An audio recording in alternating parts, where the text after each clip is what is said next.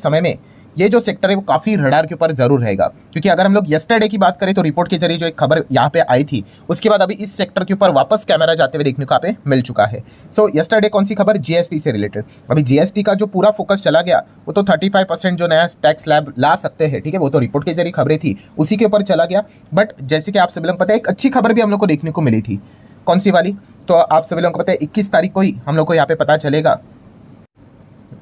जो भी बातें यहाँ पे की जा रही है। एंड अच्छी खबर थी इंश्योरेंस सेक्टर के बारे में। यस, इंश्योरेंस से रिलेटेड ज़्यादा हम लोग को बातचीत होते हुए देखने को यहाँ पे नहीं मिलती है, ठीक है, बट वापस इंश्योरेंस सेक्टर एक ज़रूर फोकस में यहाँ पे आ सकता है। खास करके 21 तारीख ये इंश्योरेंस सेक्टर के लिए एक बहुत बड़ा दिन भी साबित यहाँ पे हो सकता है, बिकॉज जीएसटी से रिलेटेड जो भी बातें यहाँ पे की गई थी कि टैक्स इस सेक्टर के ऊपर कम करेंगे करके, कुछ जगह पे 18 का 5 बोल रहे हैं, कुछ जगह पे 18 का सीधा 0 ही बोल रहे हैं, ठीक है। एंड अगर टैक्स अगर कम होता है प्रीमियम के ऊपर तो काफ़ी ये बिजनेस मतलब हम कह सकते हैं अट्रैक्टिव यहाँ पे हो जाएगा। अब ये होगा नहीं होगा, जैसे मैंने कहा, वो तो 21 तारीख को ही, 21 दिसंबर को ही इस सवाल का जवाब यहाँ पे मिल जाएगा। सो डेफिनेटली इंश्योरेंस सेक्टर ये काफ़ी अंडररेटेड सेक्टर है, काफ़ी अच्छा परफॉर्मेंस नहीं दे रहा है। एंड बीच में हम लोगों ने देखा भी था जो इस सेक्टर का हेड है IRDAI, ठीक है, उन्होंने भी ये बात बोली थी कि जिस प्रकार से ग्रोथ होनी चाहिए इस सेक्टर की वो नहीं हो रही है। जीडीपी में कंट्रीब्यूशन की अगर हम लोग बात करें इस सेक्टर के द्वारा काफ़ी कम परफॉर्मेंस हम लोग को देखने को मिल जाता है। और ऑन पेपर तो उन्होंने बहुत बड़ी बातें की थी कि इतना इतना टारगेट होना चाहिए,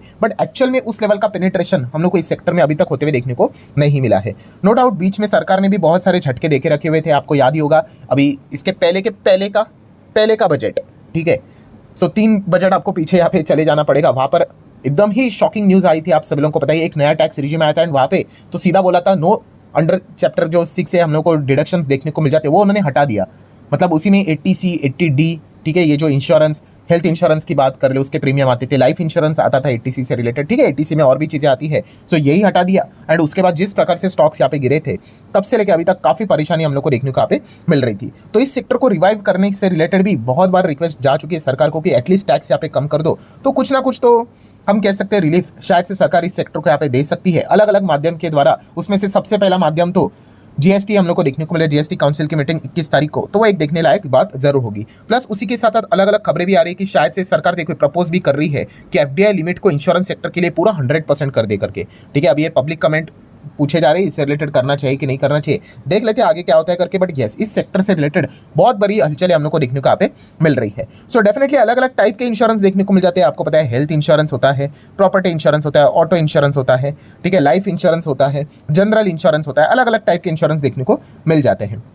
सो अगर हम लोग यहाँ पे बात करें दोस्तों तो लाइफ इंश्योरेंस, हेल्थ इंश्योरेंस ये काफ़ी ज़्यादा हम लोग को फोकस में आते हुए देखने को मिल रहे हैं along with the general insurance, ठीक है, क्योंकि इसी से रिलेटेड बहुत ज़्यादा चर्चा हम लोग को होते हुए देखने को यहाँ पे मिल रही है। तो स्टार्ट करते हैं सबसे पहले लाइफ इंश्योरेंस की। अगर हम लोग यहाँ पे बात करें तो लाइफ इंश्योरेंस में आप सभी लोग को बताइए जो कि कल के दिन भी रिपोर्ट आई थी कि टर्म लाइफ इंश्योरेंस जो होगा, ठीक है, सो उसको बताया जा रहा है कि पूरी तरीके से 0% मतलब एग्जेम्प्ट ही किया जाएगा प्रीमियम अगर आप भरते हो टर्म इंश्योरेंस के ऊपर, ठीक है। अगेन कह रहा हूँ प्योर टर्म इंश्योरेंस होना चाहिए, ठीक है, तो शायद से पूरा एग्जेम्प्ट हो जाए, 18% का ही 0 कर दे करके, ऐसी बातें यहाँ पे बोली जा रही है। अगर ऐसा हुआ तो टर्म लाइफ इंश्योरेंस काफ़ी सस्ता हो जाएगा, ठीक है। एंड यूजुअली लोगों ने अपने लाइफ में 2 इंश्योरेंस हमेशा लेनी चाहिए, एक हेल्थ एंड एक लाइफ इंश्योरेंस, एंड लाइफ में भी टर्म वाला, बाकी वो ये मनी बैक पॉलिसी ये वो फलाना ढिमकाना भाई वो कोई काम की चीज़ नहीं होती है, ठीक है।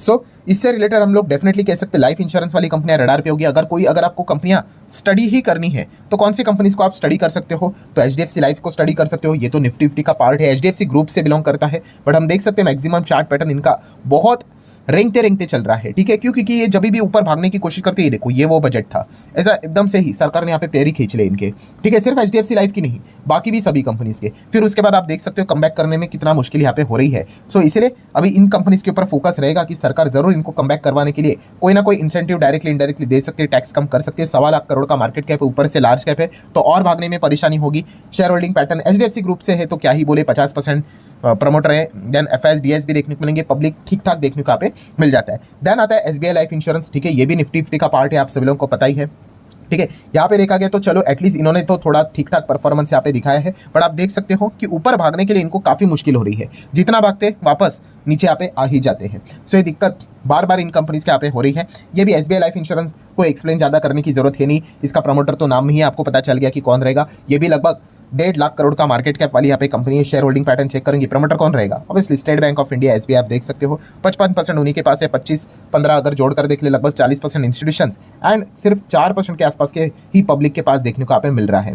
ठीक है, सो डेफिनेटली हम यहाँ पे कह सकते हैं दोस्तों कि इस कंपनी को भी आप चाहो तो स्टडी कर सकते हो। डिसेंट कंपनी है, बट येस इनको थोड़ा सा मतलब बोलते हैं ना, सरकार ने भी पुश यहाँ पे जरूर करना चाहिए, वरना ये आगे कैसे बढ़ेंगे?